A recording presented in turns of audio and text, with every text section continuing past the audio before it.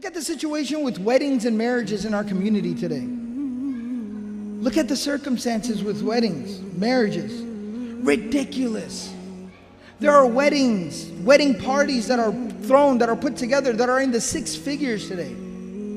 People spending 6 figures, dropping 6 figures for a 4-hour event where you don't even personally know most of the people. And they're probably going to talk bad about you and your food after they leave.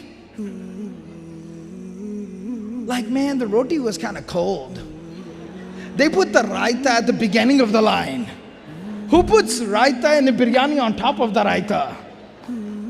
They're bad-mouthing you. They're making fun of you. You pay $200 a seat because you had to have your wedding in the super-duper intercontinental, intergalactic hotel. Right? It's got a launch pad on top where a spaceship can land.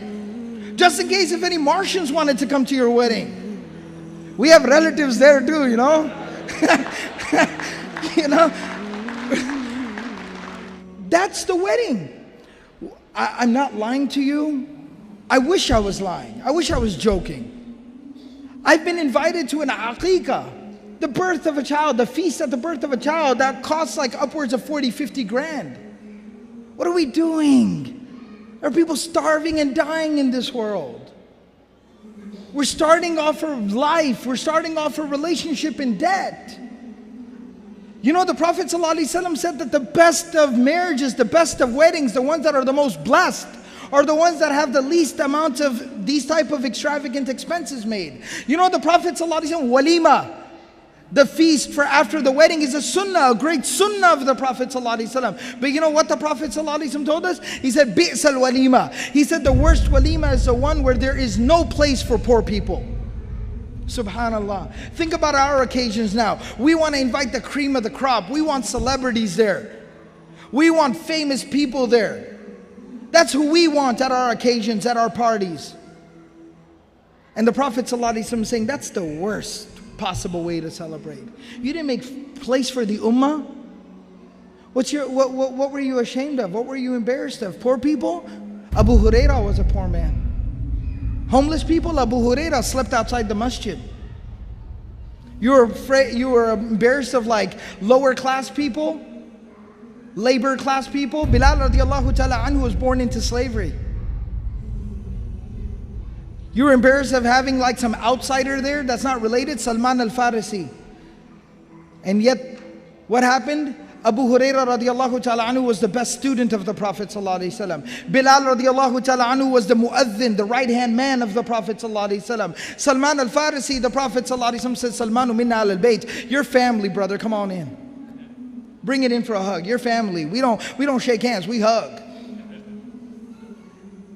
So we really have to think about how we're spending money. I mean, our problems right now are multi-layered, but the solution is within reach. The solution is within reach. Very simple, basic line. Allah told us, "Kulu washrabu wa la tusrifu." Eat and drink, live life. I ain't telling you not to live life. Kulu washrabu, eat and drink, live life. Wa la tusrifu, just don't cross that line.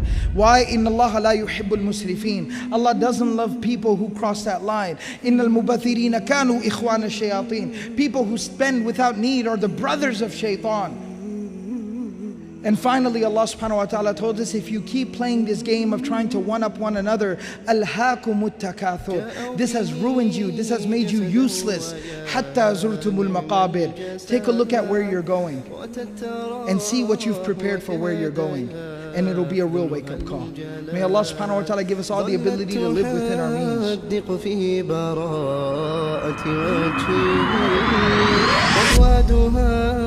من فرط لوعتها التقات واسترجعت ذكراهم منذ أتت به